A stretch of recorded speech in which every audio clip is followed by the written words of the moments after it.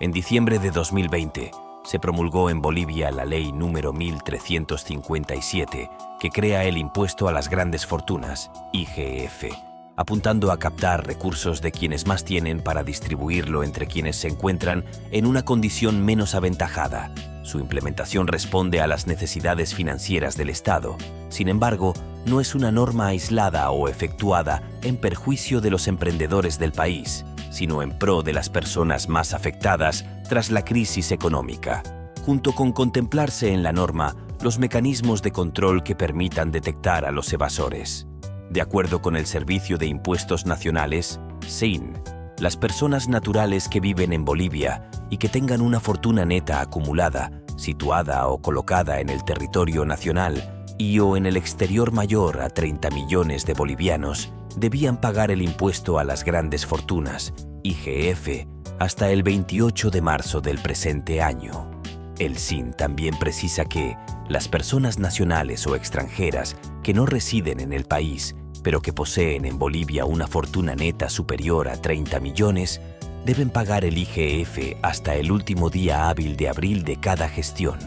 Entre 2021 y 2022, el SIN registró 225 contribuyentes que aportaron más de 446 millones por concepto del IGF. En caso de no pagar, el fisco recuerda que la Ley 1357 del IGF del 28 de diciembre de 2020, en su artículo 15 establece que la multa por incumplir el pago es equivalente al 200% del tributo omitido.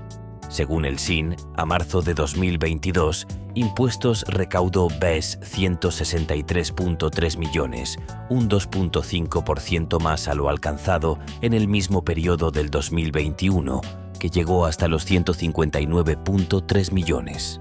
Por otro lado, la estimación de la recaudación a ser percibida por el fisco tras su implementación debe ser considerada como una cifra aproximada y no así como un dato cerrado. Asimismo, de acuerdo a las tasas fijadas, la contribución en función a la fortuna personal es pequeña y realizada de forma anual. El desincentivo con relación a la inversión es discutible por las particularidades del impuesto como tal, destacando que es importante considerar el otro lado de la moneda, pues el efecto causado por la pandemia es mucho más perverso para las personas que se encuentran en niveles de pobreza o extrema pobreza. En tal sentido, el Estado, preservando uno de sus roles, debe velar por esta población que nadie menciona a la hora de exponer sus críticas, promoviendo la equidad y la redistribución del ingreso. Por tanto, el pago realizado por los contribuyentes del IGF, comparado con lo que esos recursos significarán para la mayoría de las personas a las cuales van destinados los mismos, constituye un mecanismo de progresividad del sistema tributario que, dicho de una forma más popular, vendría a ser como quitarle un pelo al gato. Según el SIN, los contribuyentes radicados en Bolivia pueden pagar el impuesto determinado en efectivo o mediante instrumentos electrónicos habilitados por la Administración Tributaria, banca por Internet, transferencia bancaria y otros.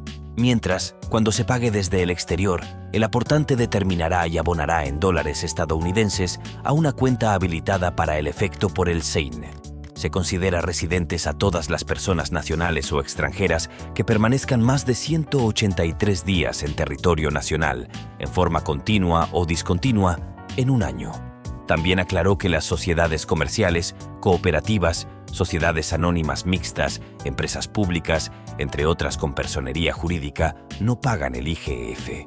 Tampoco deben pagar las personas naturales con una fortuna neta acumulada igual o menor a BES 30 millones.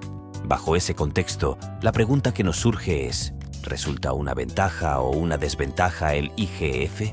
Lógicamente dependerá de la posición en la que uno se encuentre.